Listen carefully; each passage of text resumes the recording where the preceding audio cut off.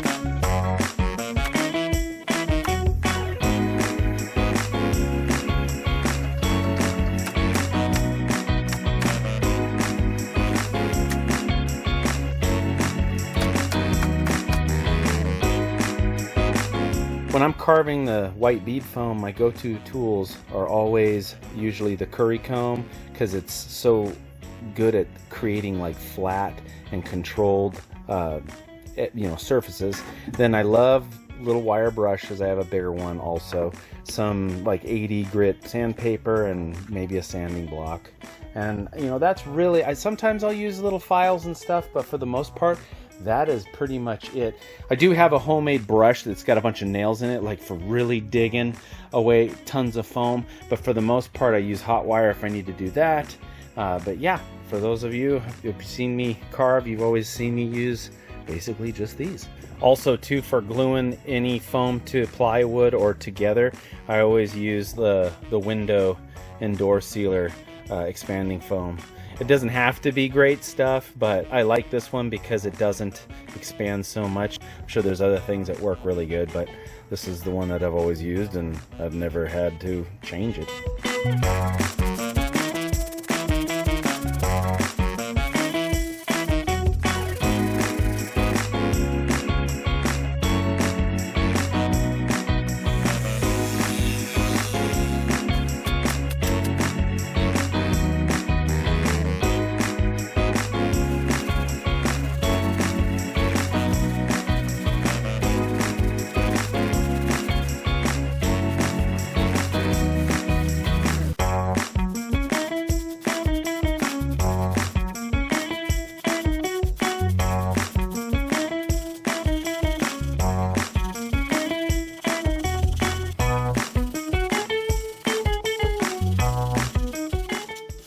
Hey guys, we are back for another big bucket update.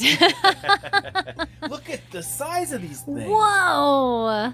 How many cheeseburgers and chicken nuggets do you think you could fit in this one, Gina? You could fit the whole McDonald's menu on there a couple times, I'm sure. Or in there. And in the there. employees that So, this is basically what it's gonna look like. I mean, the only thing that we still have to do is the little part that the handle attaches to.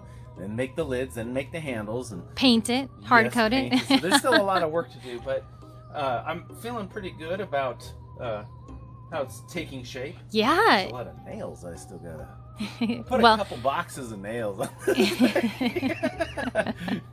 Hey, I mean, look at all of this, though. Yeah, they all need to be That's a lot of work. And, yeah. How did you do that? In the past, we have used bender board that we get at some of the stores here, the studio supply stores. It comes in like different thicknesses. I think we usually use a 3/8, and it comes in two different ways, and I'm not sure what the technical name is, but in the industry they say hamburger or hot dog. And it really just depends on which way it rolls, right? Yep. So one rolls like a taco and one rolls like a hamburger. Yeah. Hamburger.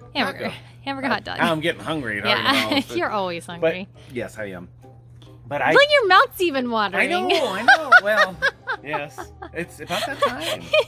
You say something grilled and he's on it. Yes. So anyway, where were we? This is the hamburger because it rolls this way. If it was a hot dog, it'd be longer and it would curve this direction. but it is a little bit more expensive.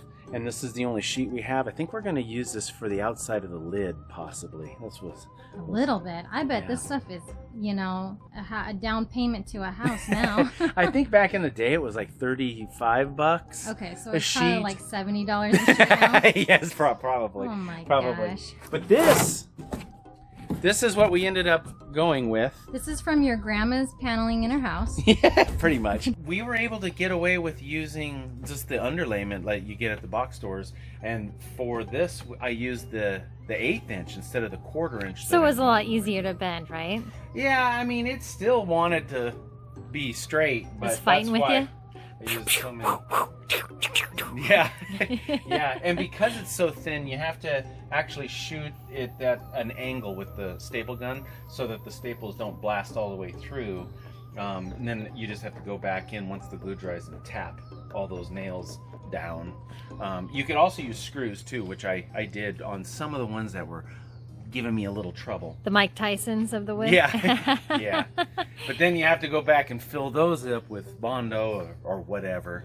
The plan with this though is we've got to cover this with the tin foil and do our hard coating. We're going to probably fiberglass this, and I think what we're going to do is cut some strips and just fiberglass those cracks up too. Yeah, blend it and Yeah. gel coat. Yep. Hey, the whole thing in gel this coat. bottom foam looks really nice.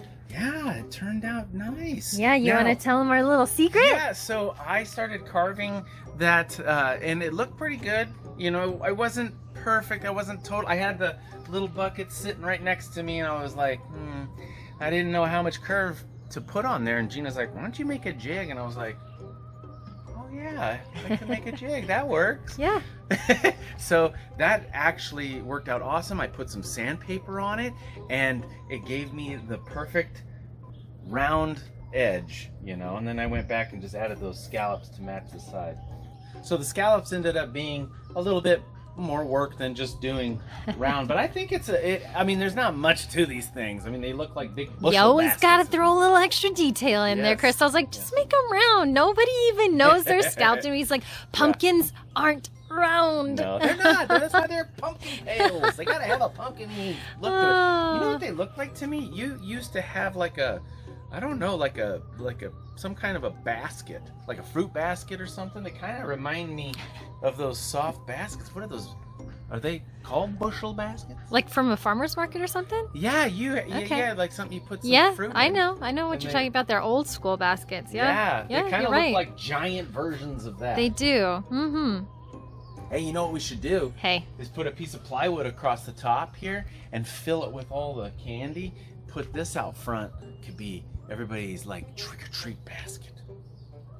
yeah, you know what? Instead of a 12-foot skeleton, they should make a 35-foot skeleton, and these would be perfect. If we filled this with candy, what kind of candy my would you gosh. put in there, Gina? Oh, man. Okay. Can I put chocolate-covered strawberries and chocolate chip cookies in there? Hey, that'd be expensive. What kind of candy do you guys all like? All right. If we're sticking with the fun-size Halloween, I'm going with Snickers, Twix, and peanut butter cups. Yeah, Mm-hmm. Oh, and York peppermint patties. yeah, I like those a lot, too. yeah, but because of our budget, though, we probably have to fill it with Smarties. a Smartie. Sorry, Gina. Actually, I'm thinking probably that black and orange taffy, right? Oh, no, peppermints. We're really on low budget right now. Yeah, sorry everybody. We yeah. spent all the money making it. Yeah, No candy for no you candy guys. for you. Sorry, you're getting peppermints from. I don't even know restaurants that give out peppermints anymore. Yeah, no. Last year we gave out Halloween pencils, but I've been using those for working. So Yeah. it'd have to be like ones of short. Hey, they're super fun. Yeah. Anyway, you guys. Anyway, so one last thing. In the inside, one of the things that I did in the very beginning is I just put little blocks like these right here, down here, and I thought I could get away with curving that wood on there, but it ended up creating like a flat spot. So I went back in and I added some more framing Well, I can see already where you had the pieces and then you went back in and did Yeah. extra. Mm-hmm. Yeah. That's not a big deal. It's on the inside. You can we can always paint it or just put the lid on it and be done with it. Yeah, I kind of want to create a lip in here, but Gina's like, let's spend that time making Nugget buddies. Nugget buddies or something. So Yeah, if we I have don't time. know. We'll see. I would much rather have a nugget buddy than the inside of the. I know, but you see it bothers me. But maybe if we paint it black, Yeah. right? And then, did you tell everyone what we're gonna do with these after Halloween season? Yes, we're gonna make giant pots out of them, and Gina can have garden growing out of them. A lemon tree, a lime tree. I'm just kidding. Hey, it would work though for that. It would. We should contact the corporate office and say, "Hey guys, you need some planters for Yeah, your." I'm sitting outside. Yeah. At McDonald's somewhere. How fun would that be, though? Yeah. I'm sorry if I was an employee and I was walking to work and I was like, Yeah. "Oh my gosh, how would that brighten your day?" Yeah. A lot. One of the things that Gina and I are figuring out, we're not sure how we're going to make the handles. So if any of you guys have ideas, I think we were just going to maybe fiberglass a piece of plywood and bend it and then put some insert nuts in it and put the bolt through there. Could also Something do like metal, that. right? Yeah, could do something Metal might be easier to bend, So, but yeah. we'll have to figure it out. Yeah. But you guys, the next update, we should have these hard coated and hopefully some paint on there and maybe even a couple little pieces. Oh, I'm so excited. We're going to skip straight to the painting and then do lids. I think so. Yeah. I have the rings already cut for the lid. The idea on that is that we're just going to glue some foam to the top of that and then carve that. You becoming one with the bucket? Yes, I feel like a Happy Meal. I'm a happy guy. You're a happy guy. In a Happy Meal container. All right, you guys, that's going to do it for this video update. Yes. Stay tuned for more bucket progress. Yeah. Which shouldn't be too much longer, right? Nope. Get a little hard coating on here, get a little color. Yeah. That should be the next video. Yeah, we got to go buy the paint. Pick out the colors. Yes, let's do it. Yeah. All right, you guys, we'll see you next time. Bye. With a regular soft drink. And regular fries. Like, you know what I'm talking about? Yeah. The commercial. The lid pops up there.